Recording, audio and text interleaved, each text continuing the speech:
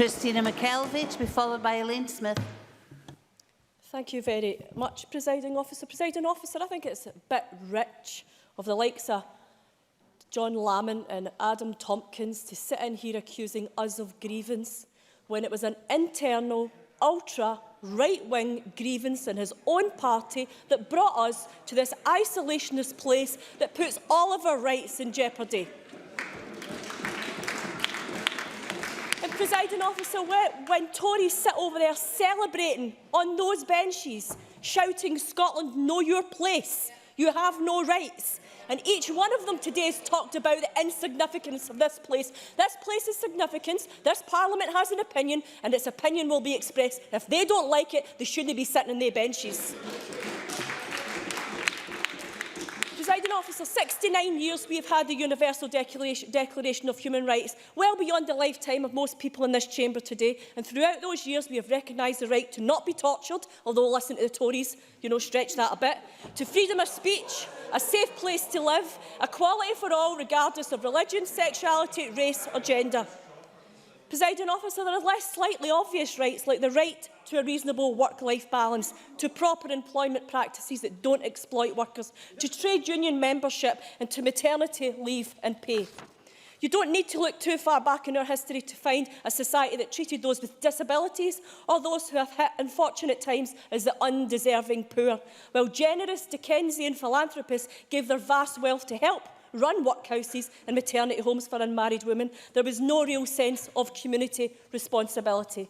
Presiding Officer, I hope we have changed that and moved forward.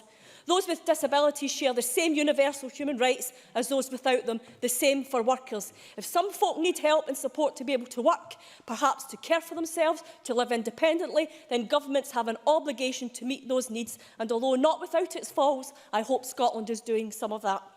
And yet at Westminster there seems to be some sort of drive to return to those good old British values, those values that talk people down and discard people like refuge in the street. Instead of just doing what the Tories do, we do not congratulate the moneymakers, despise the needy or were unwilling to participate in any kind of sharing. We don't call immigrants scoundrels. We don't call non-natives not welcome, and especially if English isn't their first language, we don't talk them down or abuse them on trains into Scotland. Such has been the emphasis on the 6-line bill to push Article 50 through. We have heard little of what leaving the EU will mean for our daily lives. That's going to be as true for ordinary employees as for those with any kind of disability.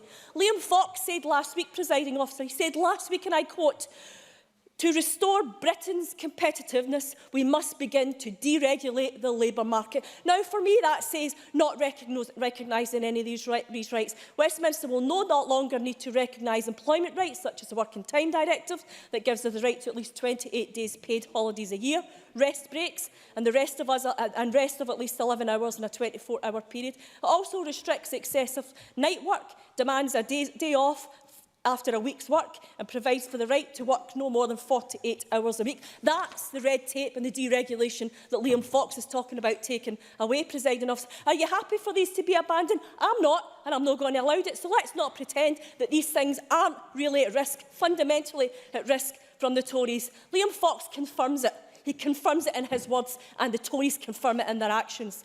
And there is a risk. It's evident there's a risk. We've witnessed it from last night's Brexit shambles in the UK Parliament, with Westminster barely even recognising my parliamentary colleagues. Only 4 MPs representing Scottish constituents were allowed to speak, 1 for 30 seconds. This is ever-growing impression that Scotland's voice is absolutely secondary and second-class in this debate, and for some of the people in here to talk down this place, you can see it here as well. Do you trust Westminster to stand up for Scotland? I don't. And most of the people I know don't trust Westminster to stand up for Scotland, and they don't trust that lot over there while sitting laughing at their rights being undermined. But we await further information from the UK Government. We see none of it. The Minister himself has told us that the JIMC hasn't produced anything of note. But when will they start to listen? When it's a disaster? When things have fallen apart? When people are on the streets? They're already there, Presiding Officer. It's time we act now. It's time we act today. And I'm very, very, very supportive of my members and other members across this chamber who will vote against the Tory diktat today. when it comes to Scotland's place in Europe and Scotland's place in the world. We deserve better than that.